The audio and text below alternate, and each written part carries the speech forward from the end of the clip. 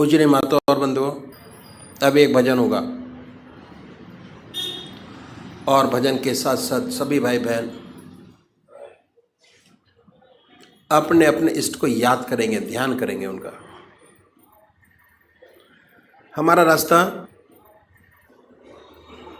ध्यान योग, ध्यान योग का है और ध्यान को कैसे अपनी ज़िंदगी में जोड़ते हैं ये जानना बहुत ज़रूरी है। कैसे जुड़ेंगे, कैसे बढ़ेंगे इस रास्ते के अंदर, कैसे अपने जीवन को सफल बनाएंगे, बहुत ज़रूरी है जानना। सबसे बड़ी बात यह है कि हमारा देश जो है आध्यात्मिक देश है और हमारे देश में 99% लोग ऐसे हैं जो परमात्मा को मानते हैं और अपने किसी न किसी ढंग से परमात्मा का पूजा करते हैं। तरीके अलग अलग हैं, 33 करोड़ देवी देवता हैं और हर 20 किलोमीटर पर भाषा बदल जाती है और परमात्मा का स्वरूप बदल जाता है।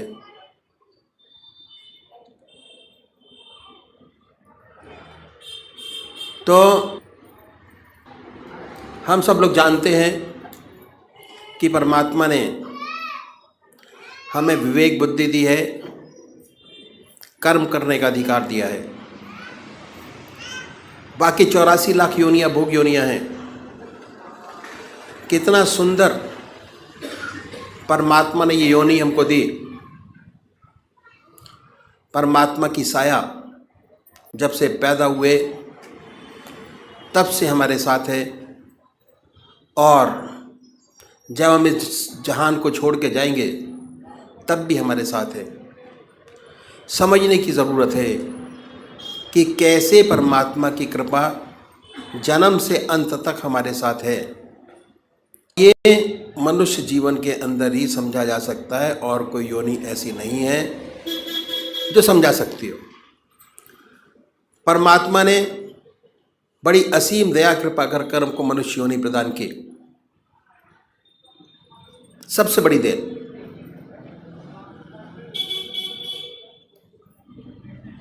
और हमारे सामने हमारे कर्म जो हम पहले जन्म में करके आए, कितने जन्मों के सत्कर्म हैं हमारी आत्मा के साथ, वो ये प्रदर्शित करता है कि हमको परमात्मा ने फ्री कर दिया। बिल्कुल सब कुछ किया जा सकता है और जो आज कर रहे हैं उसका फल भोग आगे प्राप्त करेंगे। तो इसलिए जिस कर्म को पहले करके आए, अगर उसी कर्म को बढ़ाएंगे हमारा जीवन बड़ा सुंदर, और ये जीवन क्या अगले जो जीवन होंगे वो भी बड़ी सुंदर और सुखद पूर्ण व्यतीत होंगे। ये तो हो गई, present will be very good. तो सबसे पहले हमको क्या करना है, हम मंदिर जाते हैं, भजन करते हैं, कीर्तन करते हैं, आरती करते हैं। ये पहले तरीके की पूजा है, फर्स्ट स्टेप ऑफ पूजा। मंदिर जाना, भगवान जी को जल चढ़ाना और भगवान जी को नहलाना, उनके कपड़े बनाना, भक्ति भाव, फर्स्ट टाइम पूजा पहली। इसका फ़ायदा बहुत ज़बरदस्त है, पर यह शारीरिक पूजा है। मन अपने काम में लगा रहता है और शरीर मंदिर जाते हुए आते हुए और उस समय भी स्थिर नहीं हो पाता। दूसरा तरीका है ध्यान योग, आनंद योग, सहज योग, मानसिक पूजा, मन से। उसमें शरीर तो इन्वॉल्व होता ही है, साथ साथ मन के अंदर ये धारणा रहती है कि हमारा इष्ट हमारे सामने विद्यमान है, और कंसंट्रेशन हमारा जो पहली पूजा है उससे थोड़ा अधिक बनना शुरू हो जाता है। हमारा रास्ता ध्यान योग का दूसरे नंबर का तरीका है, जिसमें मन और शरीर दोनों साथ साथ इन्वॉल्व होते हैं और कंसंट्रेशन हमारा बहुत सुंदर और अच्छा बनता चला जाता है अपने इष्ट के चरणों में। तो सबसे पहली बात कि हमको एक इष्ट का चुनाव करना है। सबसे पहला काम जो साधक है, सबसे बड़ा उसका काम एक इष्ट का चुनाव करना, और वो भी जो आपकी आत्मा को सबसे प्यारा और सुंदर लगता है उसको चुने। कोई वे राम को मानते हैं, कोई कृष्ण को मानते हैं, कोई देवी को मानते हैं, कोई हनुमान जी को मानते हैं। जो जिसका इष्ट है, 33 करोड़ देवी देवता में अपने इष्ट को चुन लीजिए, जो आपकी आत्मा को सबसे प्यारा लगता है। 2 बत्ती अगरबत्ती जलाएं, बड़े प्यार से बैठिए सुखासन से। वो भी निश्चित कीजिए कि कौन सा आसन सब आपके मन को सबसे सुखदायी लगता है, जिसमें सबसे ज़्यादा सुख हो, उस आसन पर बैठें। उसके बाद धूप बत्ती अगरबत्ती जलाएं, धूप दीप करें, वातावरण शुद्ध करें, मन प्रसन्न हो। उसके बाद बड़े प्यार से बैठिए। अगर कोई भजन आपको आता है तो गाइए, नहीं आता तो भावना बनाएं। उसके बाद ये महसूस करें कि जो हमारा परमात्मा है, जिसमें परमात्मा की सबसे ऊंची भावना डाली हुई है, जो आपकी आत्मा को सबसे प्यारा लगता है, उसको ये महसूस करें कि वो हमारे सामने विद्यमान है, आपके सामने सह शरीर बैठा हुआ है। अब वो फोटो में नहीं है, मूर्त में नहीं है, सह शरीर हमारे सामने मौजूद है। ख्याल से उस पवित्र मूर्त को अपने सामने बनाएं और ये ख्याल करें, बड़ी बड़ी आंखें हैं, गोल चेहरा है, जटाएं हैं, सर्पों की माला है। आपका इष्ट जो आपके आंखों के सामने हमेशा आता है, उसको अपने सामने बनाइए, उस पर अपने मन को कंसंट्रेट करिए, उसी को देखिए। ना कोई और शक्ल बने, ना कोई और विचार आपके सामने आए, पर जैसे ही आप ये प्रोसेस शुरू करेंगे, ऐसे ऐसे विचार आपके सामने आएंगे जो आपने जिंदगी में कभी सोचा नहीं होंगे। उन विचारों को हटाएं, फिर अपने इष्ट की याद में लगिए। फिर अपने विचार को हटाएं, अपने इष्ट की याद में लगिए।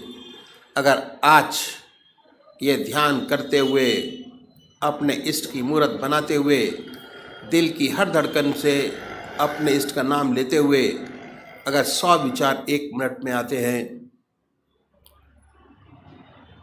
तो कुछ समय बाद अगर यही प्रैक्टिस आपने जारी रखी, उन विचारों में कमी आएगी।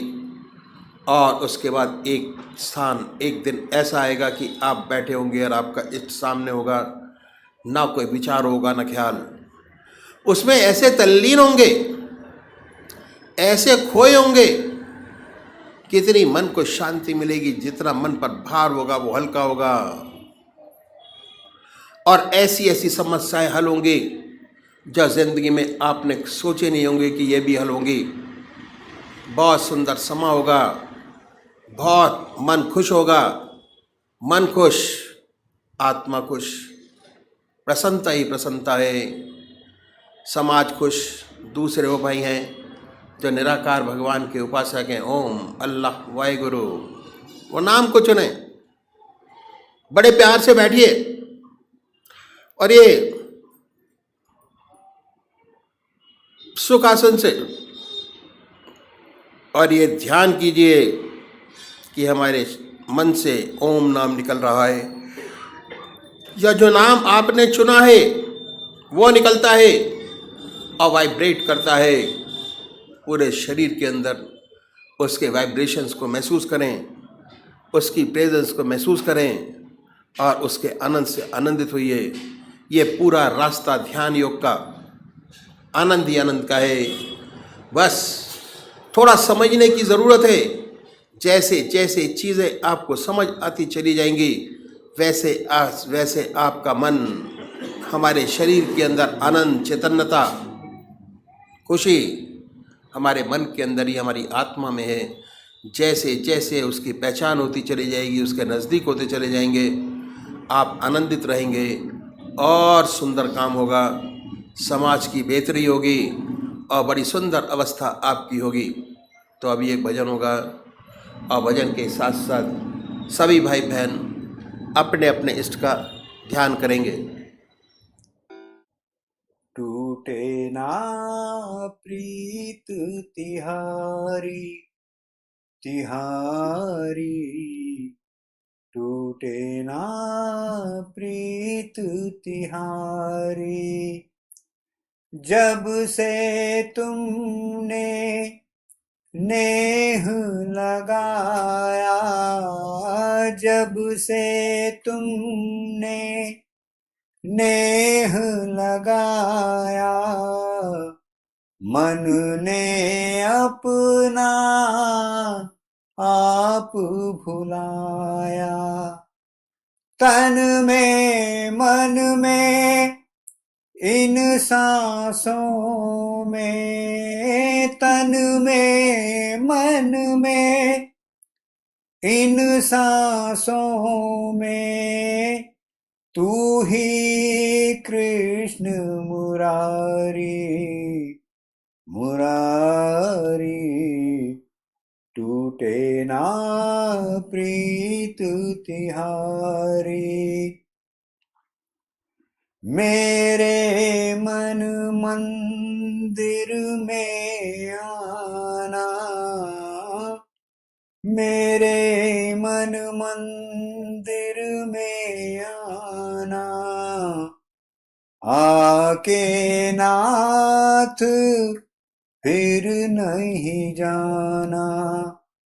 युगन युगन का नाता है ये, युगन युगन का नाता है ये।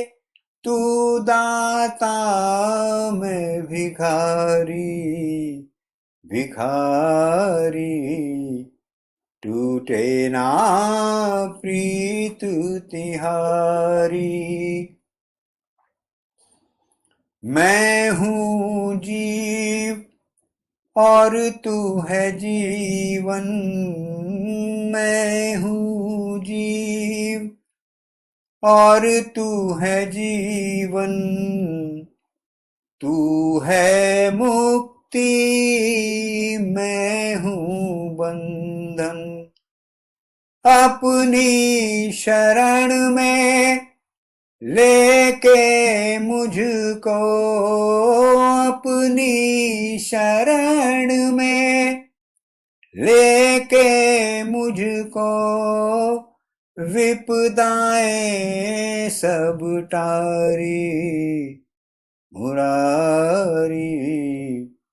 टूटे ना प्रीत तिहारी। जब से तुमने नेह लगाया, मन ने अपना आप भुलाया। तन में मन में इन सांसों में, तू ही कृष्ण मुरारी मुरारी, टूटे ना प्रीत तिहारी।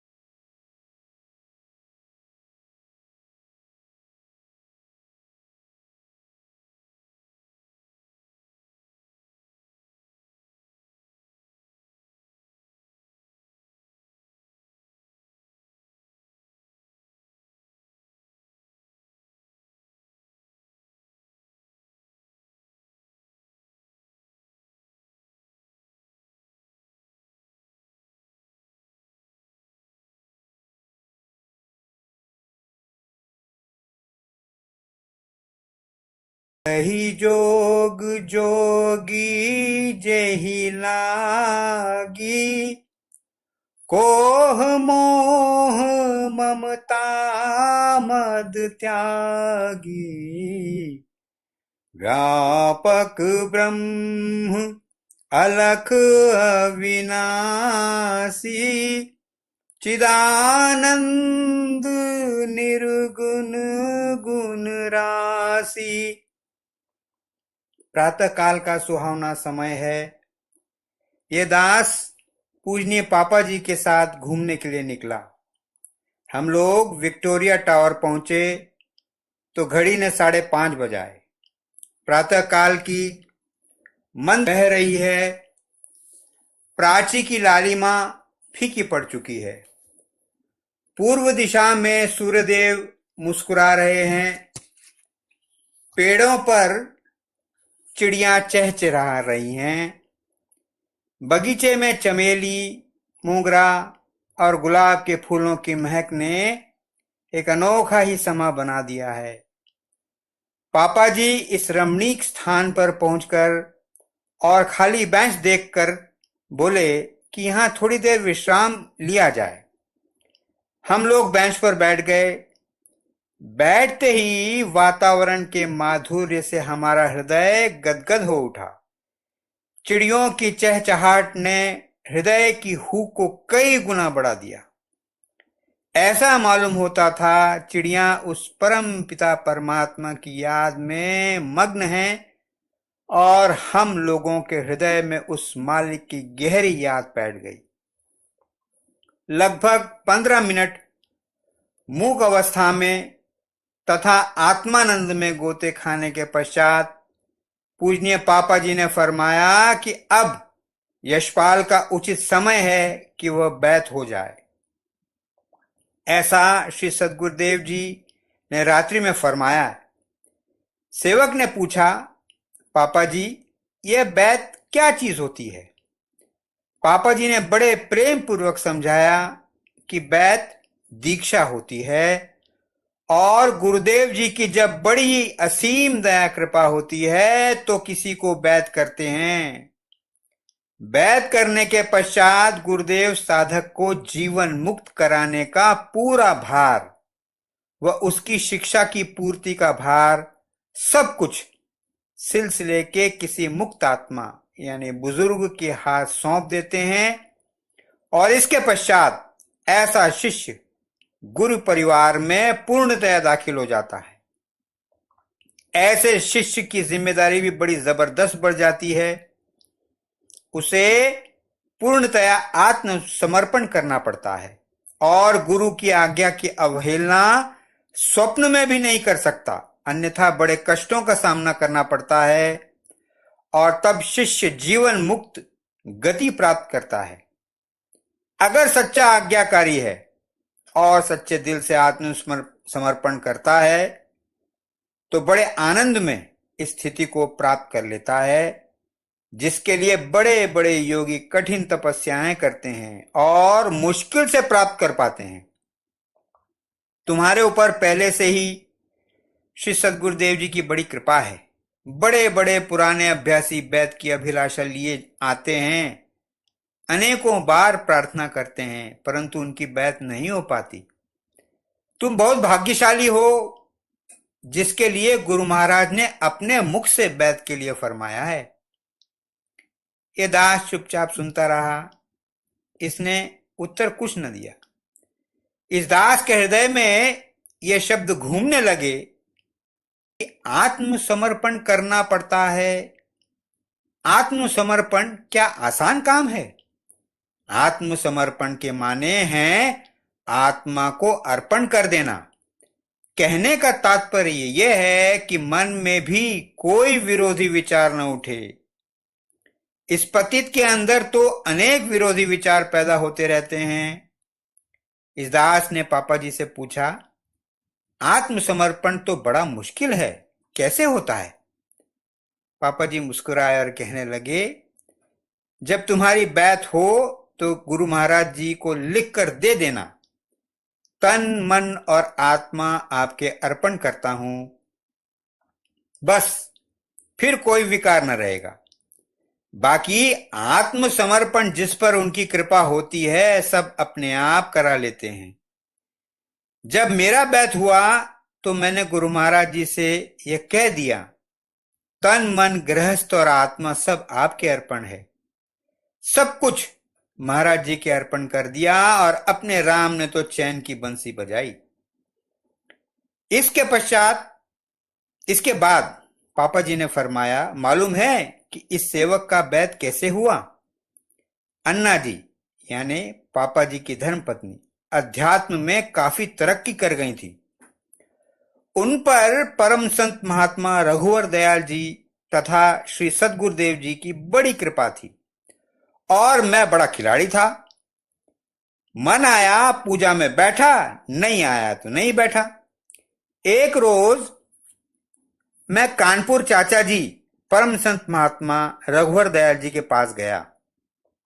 उन्होंने कहा, अरे पंडित, तुम्हारी वजह से तुम्हारी धर्मपत्नी की तरक्की रुकी पड़ी है। अब वह समय आ गया है कि तुम कुछ करो। पापा जी ने उत्तर दिया, सुनो चच्चा, पापा को करना धरना कुछ नहीं, करना धरना आपको है या बड़े भैया को। जो मर्जी हो आप करो या करवा लो। अन्ना जी की तरक्की रुकी पड़ी है सो इसका दोष मेरे ऊपर कुछ नहीं। जो कुछ करवाना हो आप करवा लो। चच्चा जी ने मुस्कुराकर उत्तर दिया, पंडित तुम बड़े टेढ़े हो, बहुत टेढ़े हो, अपने आप कुछ भी नहीं करना चाहते। लाओ तुम्हें एक तरकीब बताता हूं, तुम्हारा दोनों का कल्याण हो जाएगा। बड़े यानी परम संत ब्रजमोहन लाल जी को पकड़ लो और उनसे तुम बैत ले लो, सब ठीक हो जाएगा। पापा जी बोले कि बहुत अच्छा महाराज, और अगले दिन अन्न पानी सब छोड़ दिया। प्रातःकाल चाय आई। चच्चा जी महाराज ने कहा, चाय पियो पापा। पापा जी ने उत्तर दिया, आज तो मैंने व्रत रखा है, जब बड़े भैया बैत कर लेंगे तब खाऊंगा। चाचा जी महाराज ने कहा कि पूछ तो लेते, व्रत बाद में रखते। पापा जी ने उत्तर दिया कि आपकी आज्ञा हो चुकी है, अब आप जाने और बड़े भैया जाने। चाचा जी महाराज बोले, अरे भाई, बड़े से कह तो दो कि तुमने व्रत रखा हुआ है। पापा जी ने उत्तर दिया कि वह आप जाने, चाहे आप बैत करो या बड़े बैत करें, पापा को बैत होना है, जिससे अन्ना जी का रास्ता खुल जाए। चच्चा जी महाराज चुप हो गए। पापा जी ने दिन भर निर्जल व्रत रखा। सायंकाल को जब बड़े भैया यानी श्री सद्गुरुदेव दफ्तर से वापस आए और भोजन वगैरह कर चुके, तब चच्चा जी महाराज ने उनसे फरमाया, बड़े, यह पापा सुबह से निर्जल व्रत रखे हैं। बड़े भैया जी ने कहा, पापा जी को क्या हो गया जो भोजन नहीं किया? चाचा जी महाराज ने कहा, बैत होना चाहते हैं इसलिए व्रत रखा है, आप पापा को बैत कर दें। बड़े भैया जी बोले, आपके सामने भला मैं कैसे बैत करूं? आप ही इनको बैत क्यों नहीं कर देते? चाचा जी महाराज बोले, नहीं भाई, इनका बैत तो तुम्हें ही करना है। लगभग रात्रि के 9 बजे मुझे बुलावा आया। मैंने बैत के बाद अन्ना जी सत्यव्रत सबको खड़ा कर दिया और महाराज जी को कह दिया, ये परिवार सब आपका है, इस दुनिया में मेरा कुछ नहीं है। हमारी बैत तो इस प्रकार हुई। दास ने पूछा, अन्ना जी की तरक्की आपकी वजह से कैसे रुक गई? पापा जी ने उत्तर दिया कि हिंदुओं में शादी शारीरिक संबंध नहीं होता, बल्कि आत्मिक संबंध होता है। अध्यात्म में सच्ची तरक्की तभी होती है जब दोनों ही रास्ते में आगे बढ़ें। दास ने पूछा कि बैत के बाद अन्ना जी की तरक्की खुल गई? पापा जी ने उत्तर दिया, अरे भैया, अन्ना जी ने बड़ी तरक्की की। उनको सद्गुरु जी महाराज ने सत्संग कराने की आज्ञा दी और वह लखनऊ में त्रिपाठी जी के रहते हुए अलग सत्संग कराया करती थी। इसके बाद आपने फरमाया कि वह बड़ी भक्त थी और सद्गुरुदेव पर उनकी बड़ी श्रद्धा थी। वह तो सद्गुरुदेव जी महाराज से कहा करती थी कि जब मेरा शरीर छूटे तो मेरे शरीर का अंतिम संस्कार आप करें। गुरु महाराज जी कहते कि अन्ना जी, ये कैसे हो सकता है, वो तो पापा जी करेंगे, यह तो हिंदू धर्म के अनुसार नामुमकिन है। पर अन्ना जी की जिद थी। वो हमेशा यही कहती थी, मेरा संस्कार आपको करना पड़ेगा। गुरु महाराज जी हार कर चुप हो जाते। क्या कहते? अन्ना जी 24 घंटे बराबर भगवान की याद में डूबी रहती थी और उनका चेहरा हमेशा तमतमाता रहता था। जब वह बहुत सख्त बीमार हुई तो अक्सर उन्हें अकेला छोड़कर मुझे अस्पताल जाना पड़ता था। एक रोज ऐसा ही हुआ। जब वापस आया तब उन्हें लगभग भस्म हुआ ही पाया। बड़ा दुख हुआ कि यह क्या हुआ कि ऐसी भक्त और क्या मौत पाई, कैसे जल गई। कमरे का और सारा सामान ठीक ठाक था। अन्ना जी अपनी खाट में भस्म थी। बड़ा हैरान था। इतने में क्या देखता हूं कि खट्ट सद्गुरुदेव जी महाराज पधारे। बोले, पापा क्यों परेशान हो, इन्होंने बहुत ऊंची गति पाई है। इनकी अभिलाषा थी कि इनका संस्कार मैं करूं, वो कैसे हो पाता। आप चिंता मत करें। इनके प्राण निकल जाने के पश्चात इनके लिहाफ गद्दों में आग लगी, ये जलकर नहीं मरी। उसके बाद इनका शरीर भस्म हो गया। अब उठो और इनके सारे संस्कार करो। सब संस्कार करने के पश्चात जब हम सब लौटे, एकांत में उसी कमरे में इस सेवक ने 2 आसन बिछाए, एक अपने लिए, एक अन्ना जी के लिए। और जब मैं पूजन करने बैठा तो अन्ना जी मेरे बराबर विराजमान थी और बहुत खुश थी और मेरे साथ बराबर पूजन करती रहीं। मुझे पूर्ण विश्वास हो गया कि उनके प्राण निकलने के बाद उनके कपड़ों में अग्नि का प्रवेश हुआ। उसके बाद जब कभी भी मैं 2 आसन बिछाकर बैठता तो अन्ना जी हमेशा मेरे साथ पूजन में शामिल होती थी। भैया, अपने सद्गुरु सर्व प्रकार समर्थ हैं, उनके लिए कुछ भी नामुमकिन नहीं। पापा जी ने अपनी यह कथा बड़े प्रेम भरे हृदय से सुनाई और बीच बीच में उनकी आंखों से प्रेममय जल टपक जाता था। पापा जी ने फरमाया, आज तो दिन भर व्रत रखो और मैं गुरुदेव जी से प्रार्थना करूंगा कि वो आपको बैत कर देंगे। दास ने पूछा, बैत में क्या करना होता है? किसी विशेष वस्तु का प्रबंध तो नहीं करना होता? आपने उत्तर दिया, गुरु महाराज जी के लिए अगर संभव हो सके तो कोई वस्त्र और कुछ दक्षिणा जो आप देना चाहें दे सकते हैं। यही एक ऐसा अवसर है जब आप उन्हें कुछ दे सकते हैं। यही एक ऐसा अवसर है जब आप उन्हें कुछ दे सकते हैं।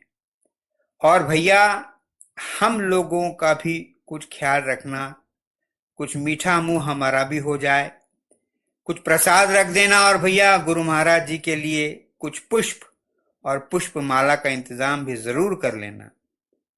गुरु महाराज जी को गुलाब के फूल पसंद हैं। अगर संभव हो सके तो 2-4 गुलाब के पुष्प मंगा लेना, क्योंकि धूप चढ़ चुकी थी और समय अधिक हो गया था। हम लोग घर वापस लौट आए। परमात्मा तू ही है, तेरी इच्छा पूर्ण हो।